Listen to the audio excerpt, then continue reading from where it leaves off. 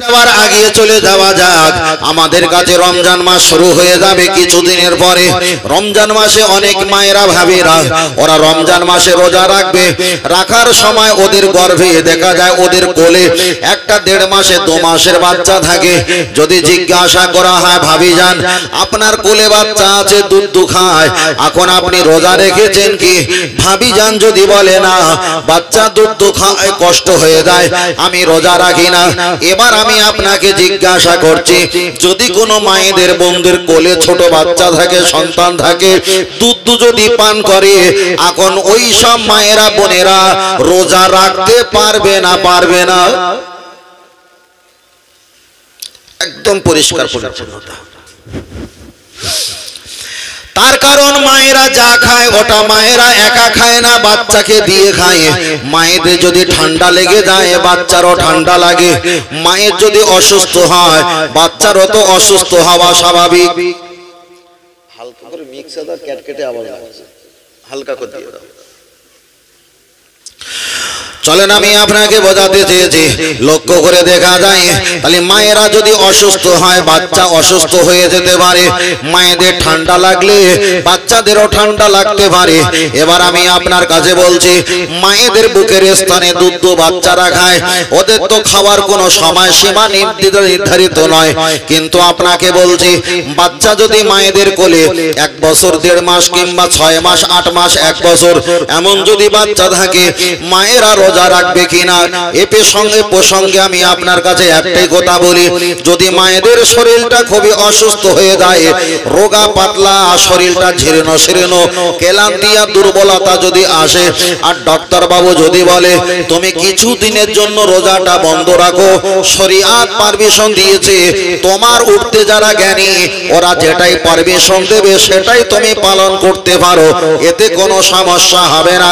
চলেন আমি আপনার কাছে বোঝাতে চেয়েছি, তাহলে একটা মায়ের কোলে যদি বাচ্চা থাকে, বাচ্চাটা যদি অসুস্থ দুর্বল হয়, মা যদি অসুস্থ দুর্বল হয়, রোজা রাখবে কি রাখবে না তার শরীরের উপরে ইফেক্ট করে।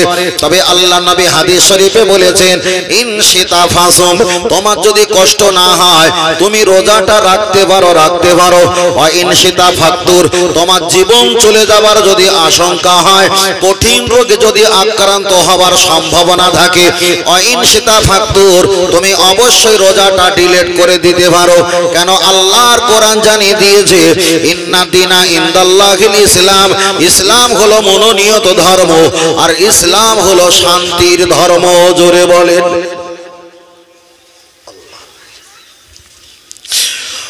ও আমার জওয়ান যুবকেরা, চলেন আগিয়ে যাওয়া যায়। এবার কোন ব্যক্তি যদি বলে হুজুর আমি তো কখনো শুনিনি মায়েদের কোলে যদি 6 মাস 8 মাস 1 বছরের বাচ্চা যদি থাকে মায়েরা রোজা রাখতে পারবে কিনা? আমি ফের বলেছি রোজা রাখতে পারবে না, এটা আমি বলিনি। শরীর যদি ক্লান্তর পর্যায়ে পড়ে যায়, অসুস্থতার কারণটা যদি বেশি পর্যায়ে চলে যায়, কিছু দিনের জন্য রোজাটা ভঙ্গ করতে পারে, রাখা বন্ধ করতে পারে। চলেন একটা হাদিসের ব্যাখ্যা বলা যাক। আল্লাহ নবীর কাছে একটা মহিলা চলে আসলেন, নবীকে জিজ্ঞাসা করলেন ইয়া রাসূলুল্লাহ আমি ব্যভিচারী করেছি, আপনি ইসলামের আইন অনুযায়ী আমাকে শাস্তি দাও। আল্লাহ নবী তাকে শাস্তি দিতে যাবে, নবী আমার জিজ্ঞাসা করলেন মা হাজা, তোমার গর্ভে কি? ইয়া রাসূলুল্লাহ আমার গর্ভে একটা সন্তান আছে। আল্লাহ নবী তাকে গর্দান ওড়ালেন না, বুক পর্যন্ত পুঁতে দিয়ে পাথর মারার আদেশ দিলেন না। ও নারী, তোমাকে যদি হত্যা করা হয়, তোমার বাচ্চা গর্ভে আছে তাকে হত্যা করা হবে। আর আল্লাহর কোরআন জানিয়ে দিয়েছে ফাকা আন্নামা কতালান নাসা জামিয়া, একজনকে মারতে গিয়ে আর একজনকে যদি বিনা কারণে মারা হয়, তাম পৃথিবীর মানুষকে হত্যা করার গুনাহ। কিছু খাওয়া শিখেছে, ইয়া রাসূলুল্লাহ আমার বাচ্চা কিছু খাওয়া এখন শিখিনি, আমি তাকে খাওয়াই, তিনি খায়। আল্লাহর নবী বললেন তোমাকে যদি আমি ব্যভিচারীর আজ কষ্টটা দেই, তোমাকে যদি আমি শরীয়ত মোতাবেক অনুযায়ী নিয়মটা যদি পালন করি, এখন তোমার বাচ্চাকে দেখভাল করবে কে? আল্লাহর নবী আবার তাকে ফেরত দিলেন। 2 বছর কম বেশি হয়ে গেল, দয়ার নবীর কাছে আবার চলে আসলেন। আল্লাহর নবী জিজ্ঞাসা করলেন বললেন তোমার বাচ্চা কি খেতে পারে একা একা? ইয়া রাসূলুল্লাহ আমার বাচ্চা একা একা খেতে পারে। আল্লাহর নবী কিছু ময়দা রুটি নিয়ে কিছু আটা রুটি নিয়ে ছিঁড়ে ছিঁড়ে একটু রেখে দিলেন। বাচ্চাটা হামা টেনে টেনে এসে একা একা হাওমাও করে খাওয়া শুরু করলেন। প্রমাণ হয়ে গেল বাচ্চা নিজে নিজে নিজে নিজে খেতে পারে। নবী তাকে ইসলামিক মোতাবেক অনুযায়ী তাকে যে শাস্তি তাকে দান করে দিল। কিন্তু বলার বিষয় ছিল এটা, বাচ্চা যখন গর্ভে ছিল তার প্রতি যে শাস্তি ছিল সেটা দিলেন না। বাচ্চা যখন দুধ খায় তার উপরে যে শাস্তি ছিল সেটাও দিলেন না। বাচ্চা যখন একা একা খাওয়া শুরু করে দিয়েছে তারপরে শাস্তিটা প্রয়োগ করা হয়েছে। তাহলে শরীয়তের আইন যদি হয়, শরীয়তের আইন যদি হয়, ব্যভিচারী করলে রাসূল যদি তাকে শাস্তি দিত তাহলে 3 বছর 3.5 বছর চলে গেল, আল্লাহ নবী তাকে শাস্তি দিলেন না। মশলাটা ওই জায়গায় দাঁড়িয়ে গেল শুধু একটাই কারণে, বাচ্চা সন্তান হওয়ার কারণে। এখান থেকে তো আমি ঘুরিয়ে ক্যাশ করে বলেছি, আমি ইঙ্গিত করে বলেছি যদি মায়েদের গর্ভে বাচ্চা আর বাচ্চা ভূমিষ্ঠ হয়, যদি মা অসুস্থ হয়ে যায়, বাচ্চা যদি দুর্বলতা হয়ে যায়, তবে কিছুদিনের জন্য রোজাটা বন্ধ রাখা জরুরি। তার কারণ আল্লাহর কোরআন বলেছে ওমান আহিয়াহা ফাকান্নামা আহিয়ান নাসা জামিয়া। তাম পৃথিবীর জমিনে কোনো ব্যক্তিকে যদি বাঁচাতে পারো, একজনকে বাঁচালে তাম পৃথিবীর মানুষকে বাঁচানোর সওয়াব দান করবে। ফাকান্নামা কতালান নাসা জামিয়া। আর একজনকে যদি মরণের হাত থেকে বাঁচাতে পারো, তাম পৃথিবীর মানুষকে বাঁচালে যতটা সওয়াব নেকি আমার আল্লাহ ততটাই সওয়াব নেকি দান করে দেবেন। জোরে বলেন সুবহানাল্লাহ। আল্লাহু আকবার। আল্লাহ আল্লাহু আকবার। আল্লাহ। ও আমার জওয়ান যুবকেরা, গিয়ে চলে যাওয়া যায়, লক্ষ্য করে দেখা যায় আমি আপনাকে বোঝাতে চেয়েছি তাহলে ইসলামের ভিতরে রোজাটা একটা বড় বিধান, একটা বড় বিধান। একদিকে আপনি রমজান মাসে রোজা রেখেছেন, আপনি সকাল থেকে নিয়ে সন্ধ্যা পর্যন্ত কিছু খেলেন না। যারা সারা দিন 2 দিন 3 দিন খায় না, এক বেলা খায় 2 বেলা খেতে পায় না, ওদের কতটা কষ্ট, কতটা কষ্ট, কতটা ক্লান্ত হয়। আল্লাহ রাসূল এটাই তো শিক্ষা দিয়েছে, ইমানদার উম্মত তুমিও সারা দিন না খেয়ে রোজা রাখো, তোমার বাড়ির পাশে যারা খায় না তাদের কষ্টটা তুমি সহজে গ্রহণ করে নাও। এটাই একটা শিক্ষার দিক। বলুন সুবহানাল্লাহ। মাইকের সাউন্ড এরকম করছে কেন? ছিল আবার একটু যাওয়ার সময় মোড়াতে চলে গেছে। আল্লাহ আল্লাহু আকবার। আল্লাহ। আমার কথা বুঝতে পারছেন ভাই? আল্লাহু আকবার। ও আমার বাবাজিরা, গিয়ে চলে যাওয়া যায়, আমি আপনাকে বোঝাতে চেয়েছি একদিকে রোজা হলো ইসলামের একটা বৈশিষ্ট্য, অপরদিকে রোজা হলো আল্লাহর হুকুম। কিন্তু আমি আপনার কাছে বোঝাতে চেয়েছি রোজা থাকবেন, যতটা কষ্ট হবে অনুভব করবেন। যারা খেতে পায় না ওদের কষ্ট অনুভবটা আপনি সহজে করতে পারবেন। এটা হলো ইসলামের একটা নিয়ম। আপনি 5 ওয়াক্ত নামাজ পড়ার জন্য মসজিদে চলে গেছেন, ইমাম সাহেব হুজুর বলে কাঁধে কাঁধ মিলিয়ে দাঁড়াও, কাঁধে কাঁধ মিলিয়ে দাঁড়াও। ইমাম সাহেব যখন বললেন আমরা প্রত্যেকে কাঁধে কাঁধ মিলিয়ে দাঁড়াই, একদিকে নামাজের জন্য কাঁধে কাঁধ মিলাতে হয়, অপরদিকে কাঁধে কাঁধ মিলিয়ে আছি, এটা দেখা যায় সম্পর্ক ভালোবাসাটা একটা তৈরি হয়ে যায়। তাহলে কাঁধে কাঁধ মিলিয়ে দাঁড়ালে নামাজের শিষ্টাচার হয়, আবার কাঁধে কাঁধ মিলালে একে অপরের প্রতি মহব্বত ভালোবাসা সম্পর্ক তৈরি হয়। তাহলে একদিকে রোজা রাখলে নিজের কষ্ট হয়, ইবাদত হয়। যারা খেতে পায় না তাদের কষ্টটা নিজে অনুভব করতে পারা যায়। আবার নামাজের বিষয়টা আমি আপনার কাছে বললাম, তবে আগে চলে যাওয়া যাক, লক্ষ্য করে দেখা যাক আল্লাহর নবী জানিয়েছেন, তো আল্লাহর নবী বলেছেন তাম পৃথিবীতে যত ব্যক্তি আছে সকলের উপরে কিন্তু রোজা ফরজ নয়, সকলের উপরে কিন্তু হজ ফরজ নয়, সকলের উপরে কিন্তু যাকাত কুরবানি ফরজ নয়। তবে যারা ঈমানদার কলেমা পড়েছে তাদের প্রতি আল্লাহর নবী বলেছে নামাজ পড়া ফরজ। জোরে বলেন সুবহানাল্লাহ। এবার চলেন মাথায় একটা টুপির কথা বলি। আমরা মাথায় টুপি দিয়েছি, মাথায় টুপি দেওয়াটা এটাই হলো আমার আল্লাহর নবীর সুন্নাত। পৃথিবীতে অনেক ধর্মের টুপি আছে, আপনি সে টুপি ব্যবহার করতে পারবেন না, কিন্তু আমরা যে টুপিটা ব্যবহার করি এটাই হলো আমার নবী পাকের সুন্নাত। আল্লাহু আকবার। আপনি বিষয়টা বুঝতে পারছেন না। বক্সে রিভাব কাটেন, আমি যেটা বলছি সেটা করে দেন। রিভাব পুরো কেটে দাও, কেটে দিয়েছো, ইকো বন্ধ করে দাও, পুরো ইকো বন্ধ করো, দিয়েছো। এবারে রিভাব DT3 রিভাব কিছু দেবে না, শুধু মিক্সার দেবে যেটা ভাসানো, সেইটা দেন। হালকা ইকো দেন, হালকা ইকো দেন। কেন এই সাউন্ড করতে গিয়ে অন্তত 2 মাস 1.5 মাস শুধু সময় লাগে। কথা বুঝতে পেরেছেন? এই সাউন্ড কোয়ালিটি শিখতে গেলে খুব ভালো রকম বলবেন। এই সাউন্ড কোয়ালিটি, আমি যতটা সাউন্ড কোয়ালিটি বুঝি, অহংকার করছি না, ও 5টা সেটওয়ালা সাউন্ড কোয়ালিটি কিছু বোঝে না। একটু শুধু রিভাব বন্ধ করে, এটা হচ্ছে DT3 সে চলছে, এটা ইকো ভাসানো দেন হালকা করে। আওয়াজটা সেই পাকা রাস্তারও শুনতে পাওয়া যাচ্ছে না। আমার আগে যিনি ওয়াজ করছিল বিশাল চিল্লাচ্ছিল, তারপরে আওয়াজটা যাচ্ছিল, বুঝলেন না? যদি হতো প্রথম থেকেই হতো, যখন হয় না মোটেই হবে আর হবে না, তাহলে বেশি আর সময় দিয়ে লাভ নেই। আমরা যেভাবে বলছি সেভাবে বলি। বক্সের এই মনিটর যেটা JBL বক্স, এখান থেকেই মিক্সারটা বার করেন, মাইক নয়, এখান থেকে বার করেন। কেন মানুষ শুনছে এখানে, ওখানে শোনে না। চলেন আগে যা হোক, আগে যাই। চলেন, আমি আপনাকে বলছিলাম বিষয়টা ভালো করে খেয়াল করবেন। তাহলে একদিকে আমরা মাথায় টুপি দেই, এটা হলো সুন্নাত। পৃথিবীতে অনেক ব্যক্তি আছে তারা মাথায় টুপি দেয়, কিন্তু আমাদের টুপির সঙ্গে তাদের ভিন্নতা আছে।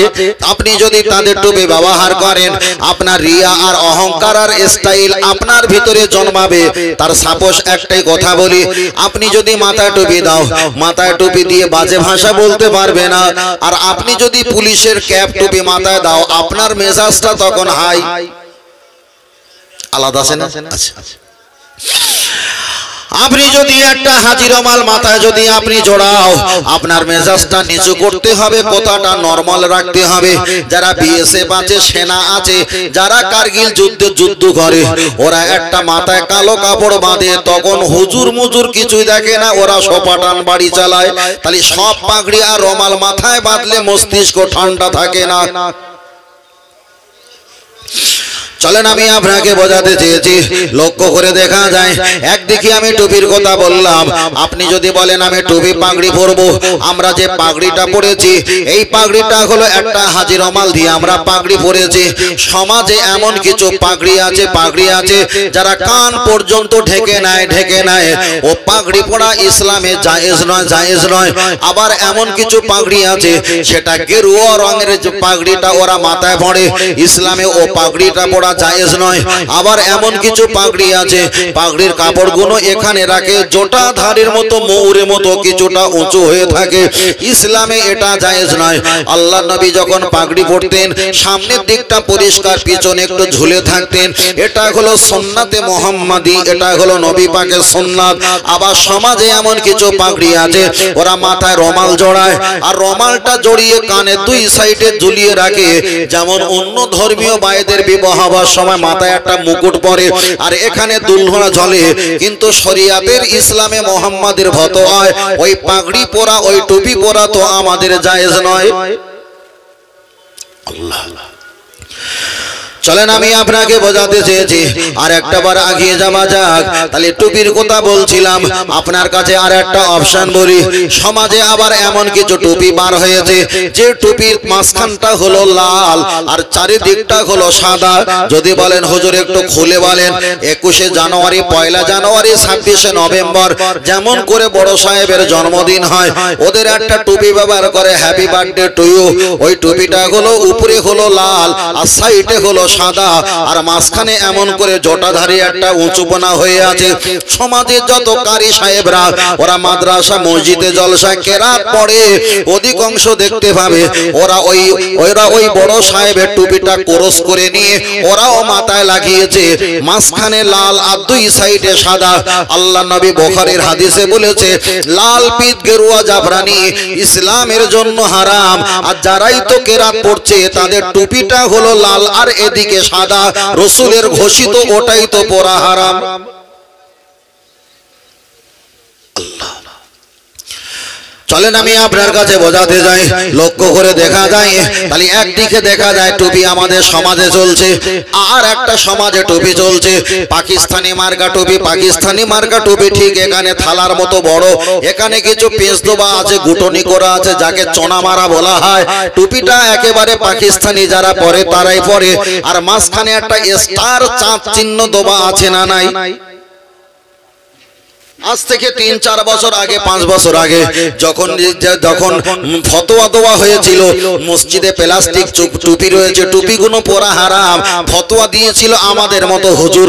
কেন হারাম? না ওই টুপিতে যে চাঁদ চিহ্ন দেওয়া আছে ওটা হলো ইসরায়েলদের পতাকার ছবি, ওই টুপিটা বর্জন করতে হবে। এমন করে মসজিদের প্লাস্টিক টুপিগুলো সব কটা বর্জন করা হয়েছে। আর যারাই ফতোয়া দিয়েছে সেই নামীয় হুজুরগুলো ওই চাঁদ তারা এক্সট্রা তারা কোপালে মেরে ওই টুপি ঘুরে তারা সমাজে অজরসিয়াত করছে। তাই আমি বলছিলাম দাদু ভাই, 30 বছর আগে যে হুজুর পালে আপনার কাছ থেকে বিদায় নিয়েছে ওরাই ছিল আসল, আর সমাজে যারা হুজুর দুনিয়াতে আছে প্রজন্মিত অধিকাংশ এ হুজুরগুলো হলো নকল। চলেন আমি আপনার কাছে ছোট করে বলছি, কিছু মনে করবেন না।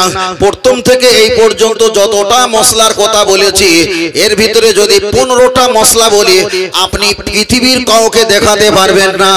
বক্তব্য আর ওয়াজ করার ভিতরে 15 মিনিট দেখা যায় 1 ঘন্টার ভিতরে 15টা মশলা বলে, এমনও বক্তা তো সমাজে কম, হয়তো 2 ঘন্টা ওয়াজ করলো, এর বিরুদ্ধে ওর বিরুদ্ধে বলে বলে ঘটনা কেসা কাহিনী বললো, 2 ঘন্টার ভিতরে হয়তো 2টো ফতোয়া শিখলো।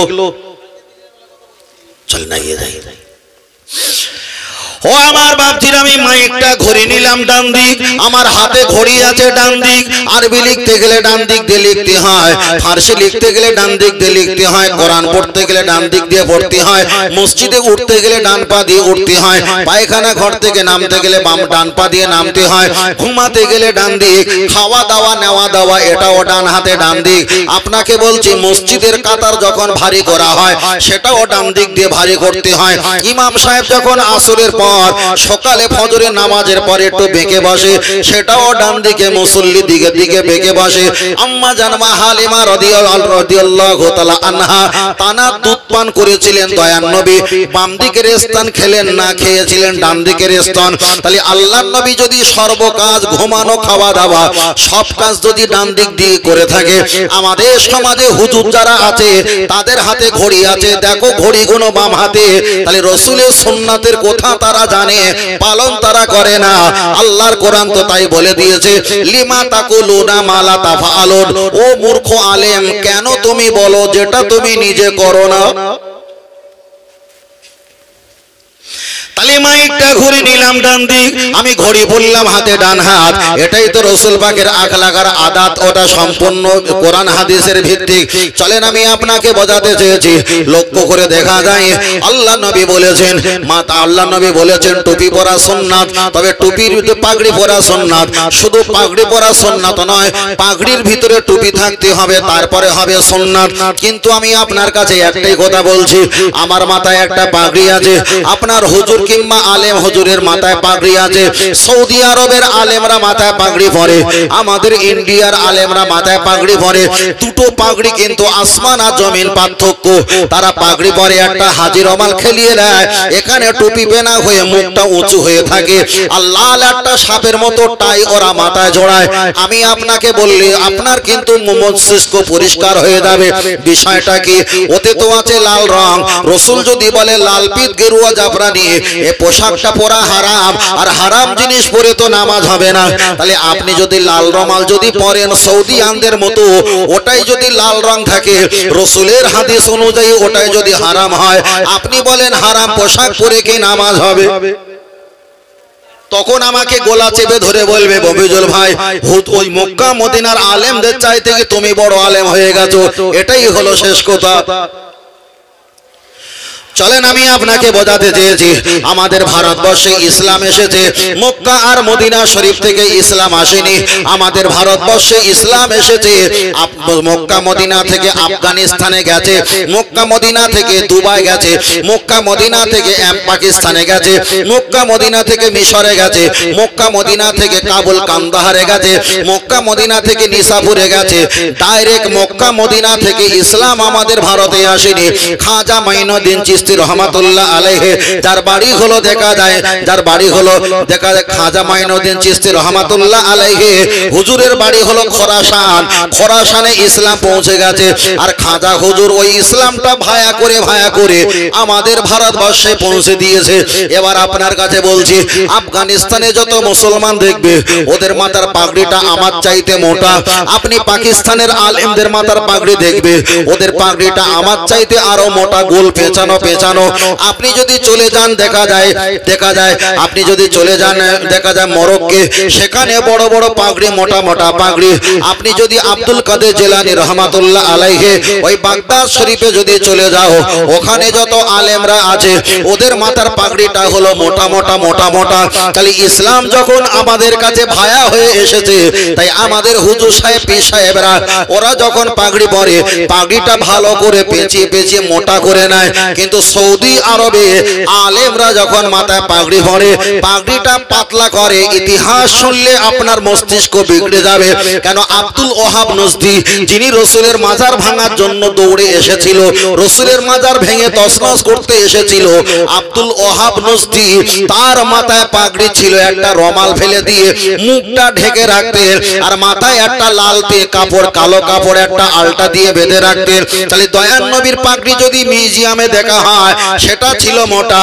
হযরত আলী হুজুরের পাগড়ি যদি দেখা হয় সেটা ছিল মোটা ইমাম হাসান হোসাইন হুজুরের পাগড়ি যদি দেখা হয় সেটা ছিল মোটা আফগানিস্তানের আলেমদের মাথার পাগড়ি মোটা মিশরের দেখা যায় মাথার পাগড়ি হলো মোটা তাহলে এখান থেকে ইসলাম এসেছে নতুন করে যারা মক্কা মদিনায় ইসলাম নিয়ে চলাফেরা করছে এদের মাথার পাগড়ি টুপি পরা একটাও রসুলের সঙ্গে মিলিত হয় না তাই আল্লাহ নবী আফসোস করে বলেছেন লা ইয়াবকা মিনাল ইসলামি ইল্লা ইসমুহু শেষ জামানা দেখতে পাওয়া যাবে ইসলাম ওদের কাছে পৌঁছে গেছে কিন্তু ওদের ভিতরে ঈমান পাওয়া যাবে না আল্লাহ চলেন আমি আপনাকে বোঝাতে চেয়েছি আপনি যদি বলেন হুজুর আর একটা বলবেন তাহলে বলা যাক আপনাদের মসজিদে যখন নামাজ হয় নামাজিওয়ালা সামনে দিয়ে কি কোনো ব্যক্তি হেঁটে যায় যদি বা হেঁটে যায় হাদিস শরীফে এসেছে এই আঙুলটা যত মোটা এক মুষ্টি মোটা করে একটা কোনো পাত্র কোনো অপশন সামনে রেখে দাও ওখান থেকে হেঁটে গেলে কোনো সমস্যা হবে না আল্লাহ নবী মসজিদে নববীতে বলেছেন কোনো ব্যক্তি যদি নামাজ পড়ে আর তার সামনে দিয়ে যদি কেউ অগাধ যদি হেঁটে যায় হেঁটে গেলে কতটা গোনা আল্লাহর বান্দা যদি জানতো হুজুর বর্ণনা করেছেন কিয়ামত পর্যন্ত দাঁড়িয়ে থাকতো ওই গোনা নেওয়ার জন্য সামনে দিয়ে হেঁটে যেত না এখানে যদি হাজী সাহেব থাকে আমার কথার সঙ্গে এক মিল হয়ে যাবে মদিনা মসজিদে যারা নামাজ পড়েছে রাসূল ওই মসজিদে বলে এই হাদিস বলেছে আর ওই মসজিদে যখন নামাজ পড়বে যাদের নামাজ আগে হয়ে যায় তারা সামনে থেকে পিছনে যায় যারা সেজদা থাকে তাদের পিঠে বুকে গলায় পর্যন্ত পা দিয়ে তারা আগিয়ে চলে যায় তাহলে যে মসজিদে নববীতে রাসূল বলেছে নামাজের সামনে দিয়ে যেও না আর সেই মসজিদে রাম চলে যায় আপনি কি বলবেন এটাই ধর্ম তাহলে ধর্ম যে মক্কা মদিনায় আসল এটা কোনো ভাবা বোকামো কাজ মক্কা আর মদিনায় আসল ধর্ম এটাই নয় কোরআন আর হাদিস ইজমা কিয়াসের অনুকূলে যারাই চলবে তারাই তো আসল ধর্মের অনুসারী জোরে বলেন আর একটু জোরে হবে না আল্লাহ জি আল্লাহ আল্লাহ আপনি ভাই হাজী সাহেব নাকি দেখেছেন আমার কথার সঙ্গে মিল হচ্ছে দেখেছেন আচ্ছা আল্লাহ আল্লাহ কবুল করেন বলুন আমিন ও আমার বাতিরা, চলে না গিয়ে যাওয়া যায়, লক্ষ্য করে দেখা যায়। আমি আপনাকে শুধু বোঝাতে চেয়েছি, আল্লাহর নবী জানিয়েছেন, আল্লাহর কোরআন জানিয়ে দিয়েছেন, যারা কাবা শরীফে হাজির হয়ে যাবে, ওমান দাখালাহু কানা আমিনা, আমার আল্লাহ জিন্দেগীর গুনাহ মাফ করবেন। আল্লাহ নবী পরে বললেন, ইন্নী উরিদু তুআফা ইয়াসির ওয়া তাকাব্বালহু মিন্নি, আল্লাহর কাবাটা তওয়াফ করলে আমার আল্লাহ জিন্দেগীর গুনাহ মাফ করে দেয়। কাবা শরীফের পাশে হাতিমে কাবা বুক পর্যন্ত দেখা যায়, হাঁটু থেকে বুক পর্যন্ত গাঁথনি করা আছে। ওই জায়গায় নামাজ পড়লে দোয়া কবুল হয়ে যায়। কাবা শরীফের ছাদের পানি যেখানে পড়ে ওকে বলা হয় মিজাবে রহমত। ওই জায়গায় নামাজ পড়লে দোয়া করলে দোয়া কবুল হয়ে যায়। আল্লাহর কাবায় হাত দিয়ে দোয়া করলে দোয়া কবুল হয়ে যায়। আল্লাহর কাবার পাশে হাত দেখা যায় মাকামে ইব্রাহিম, নবী ইব্রাহিম আলাইহিস সালাম যে পাথরে তিনি বসে বসে দাঁড়িয়ে দাঁড়িয়ে কাবাটা নির্ণয় করতেন, লিফটির মতো উঁচু হতেন নিচু হতেন, ওই পাথরটা আছে পায়ের ছাপ, ওকে বলা হয় মাকামে ইব্রাহিম। ওই জায়গায় দোয়া করলে দোয়া কবুল হয়ে যায়। জমজমের কূপের পানি পান করলে দোয়াটা কবুল হয়ে যায়। আল্লাহ নবী বলেছেন তোমাদের জিন্দেগীর গুনাহ মাফ হয়ে যাবে। মক্কা শরীফে এক রাকাত নামাজ পড়লে 1 লক্ষ রাকাতে সওয়াব পাওয়া যাবে। কিন্তু নবী বললেন তোমরা যদি মদিনা শরীফে চলে আসো, নেকি 1 লক্ষ হবে না, হবে 50,000 অর্ধেক অর্ধেক। কিন্তু আমার মাজার শরীফটা যদি ইমানদার হালাতে দেখতে পাও, মানজারা কবরি নজাবাত লাহু শাফাতি, আমার মাজারটা দেখার সঙ্গে সঙ্গে হাসরের ময়দানে তোমাকে জান্নাতে দেওয়ার দায়িত্ব আমি রাসূল জিম্মাদারি হয়ে দিলাম। জোরে বলেন সুবহানাল্লাহ।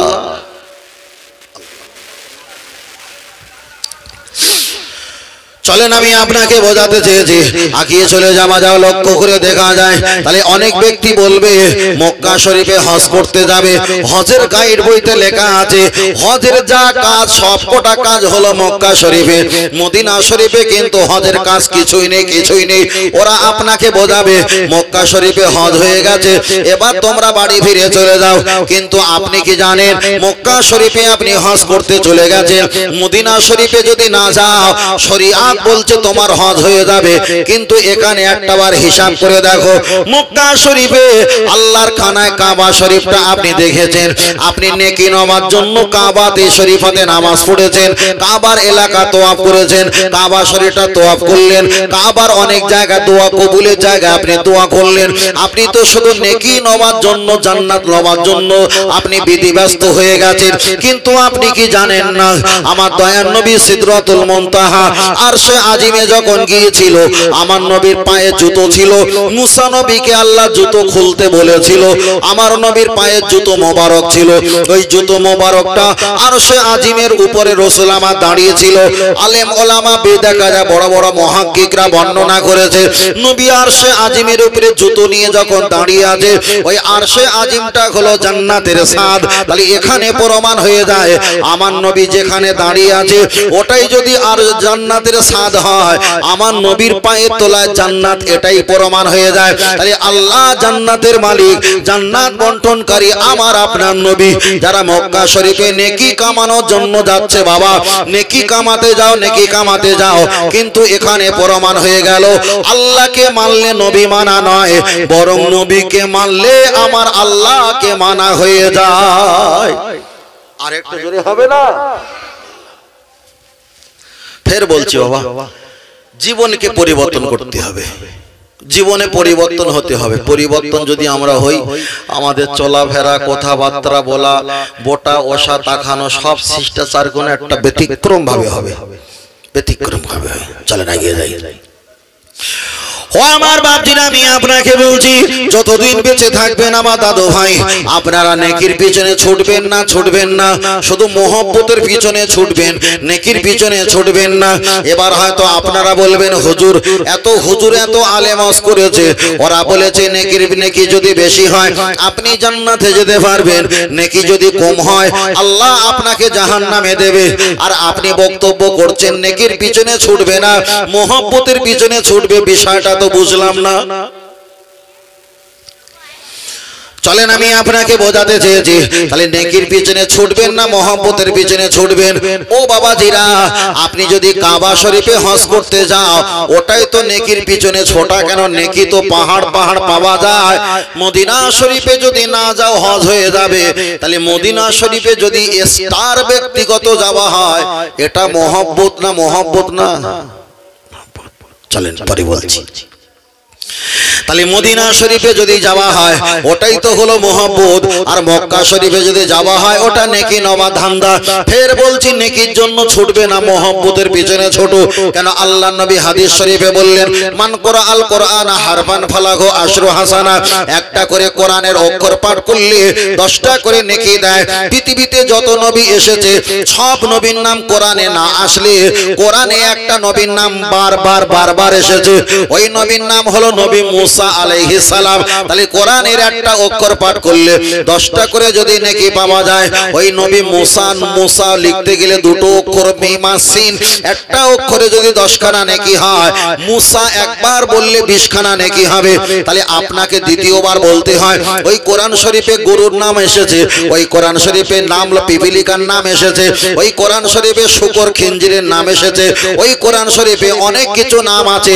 কোরআন শরীফ যদি নাজরা পড়েন, হদর পড়েন, সবিনা পড়েন, নামাজে কেরাত পড়েন, আপনি যদি ফেরাউনের নাম যদি একটা বার বলেন, ফারায়া আইনুন, 5টা অক্ষর মিলে হলো ফেরাউনের নাম। তাহলে কোরআনের দুটো অক্ষর পড়েছেন মুসা, 10টা করে 20টা নেকি হয়েছে। ফেরাউনের নাম যদি আপনি পড়েন আপনাকে 5-10 কে 50টা নেকি হবে। এবার আমি আপনাকে বলছি নেকি যাবে নবী মুসার নাম বললে নেকি কম হবে, মোহাব্বতটা বেশি হবে। ফেরাউনের নাম জিকির করলে নেকি বেশি হবে। এবার বলেন বেশি নেকি নেওয়ার জন্য ফেরাউনের নাম জিকির করবে না মোহাব্বতের জন্য নবী মুসার নাম জিকির করবে? তাহলে নবী মুসা আলাইহিস সালামের নাম যদি জিকির করবেন তাহলে ফেরাউনের নাম জিকির করলে নেকি হবে, এটা সত্য। আপনার হুজুরকে এই বক্তব্য শোনালে তিনিও বলবে ঠিকই বলেছে। তাহলে ফেরাউনের নাম কোরআনে এসেছে, আপনি একবার বললে 5-10 কে 50টা নেকি হবে। আপনি যতবার বলবেন নেকি নেকি নেকি সওয়াব হবে। আর হতে হতে রাতের অন্ধকারে তার সঙ্গে দিদার নসিব হয়ে যাবে। পরকালে কিয়ামতের ময়দানে দুনিয়া যার নাম স্মরণ করেছো ভালোবেসেছো, তোমার কাতারটা ফেরাউনের কাতারের সঙ্গে দাঁড় করিয়ে দেবে। ও দাদু ভাই, নেকির আশায় তো জিকির করেছিলাম, নেকি দেবে কথাটা সত্য, কিন্তু ফেরাউনের সঙ্গে তোমার কাতারটা দাঁড় করিয়ে দেবে। নবী মুসা আলাইহিস সালামের নামটা আমি জিকির করেছি, আমার নেকি হয়েছে কম, হাসরের ময়দানে আমার কাতারটা নবী মুসার কাতারের সঙ্গে মিলিয়ে দেবে। আল্লাহ নবী বলেছেন কুল্লু নবিয়্যিন মাসুম, সমস্ত নবীরা নিষ্পাপ বেগুনাহ মাসুম। আল মারউ মান আহাব্বা, যাকে তুমি ভালোবেসেছো তার সঙ্গে দয়ার জান্নাতে হাজির হয়ে যাও। তাহলে নবী মুসা আলাইহিস সালামের নাম জিকির করলে নেকি হবে কম, মোহব্বত হবে বেশি। আর মোহব্বত যদি হয়ে যায় কিয়ামতের ময়দানে নবীরা বারহাক জান্নাতি, তাদের সুপারিশের কারণে আল্লাহ আপনাকে বানিয়ে দেবেন জান্নাতি। তাহলে এখানে প্রমাণ হলো কি আপনি মোহব্বতে যাবেন না নেকিতে যাবেন?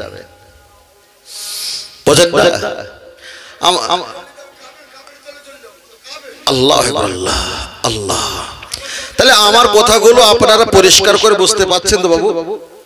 আমি ভালো করে না বলতে পারলে একটু বুঝে নেওয়ার চেষ্টা করবেন, আপনারা জ্ঞানী মানুষ, তাহলে সম্পর্কটা ভালো হবে। চলে রেখে দেয়।